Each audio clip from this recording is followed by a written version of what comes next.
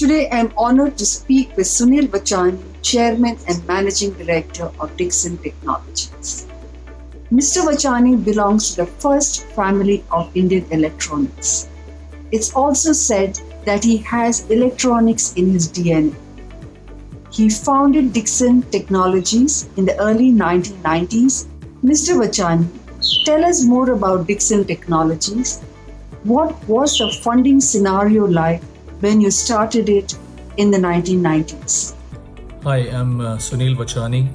I'm the chairman of Dixon Technologies.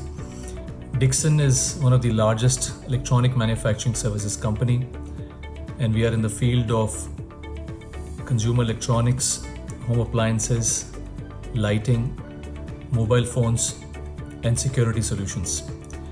So I started the company way back in 1993, December 1993, and I started with a very small capital of just a few lakhs. And I remember one of the biggest challenges that time was arranging working capital limits or just long-term loans from the banks. I recall having met many bankers before I finally got my first break. In fact, I clearly remember it was a Japanese bank which sanctioned me my first working capital loan.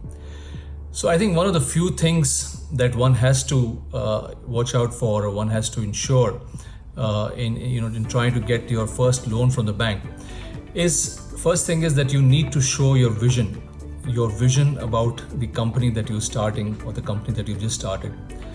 Second, you need to show that firm commitment to that belief and to the vision. And third, you need to show that your project or company that you are going to start, have already started, is viable. Because bankers are by nature are very, very risk averse. It's a very different thing from venture capital. To a banker, you need to show that the banker is not going to lose money, that you've thought about everything, and the risk in that venture is minimized. What words of advice do you have for aspiring entrepreneurs, be it in design or in manufacturing? First piece of advice to budding entrepreneurs would be that do not restrict your vision. It's often seen, in the lives of many entrepreneurs, that when we start a company, our vision is always in terms of numbers. A lot of people say that when I start a company in 2 years, I want to grow to X turnover or X profits.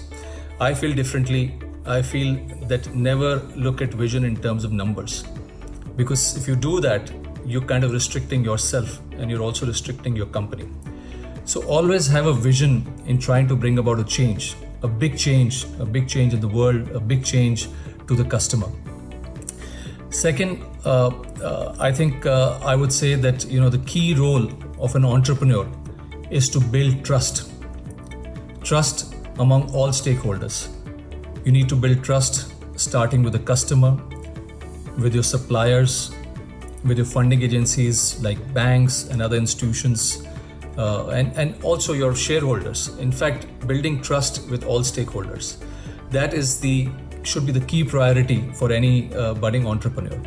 Because once you gain the trust of your customers, of your suppliers and all stakeholders, they will go all out to make sure that you grow at an amazing pace. And last but not the least, just focus on building a great team. Build processes in HR right from recruitment to retirement. Treat your people like family. I'm often asked, that how do you make sure that you treat your people like family, and how do they have the trust that you do treat them as family? So my reply is that it's always your actions which will prove your intent. You believe very heavily in the Made in India. How do you think India can leverage the situation given the current global scenario? Well, I think the coronavirus is a huge crisis for all of us. It is unprecedented because of the kind of reach that it has, and it also the extent of the crisis.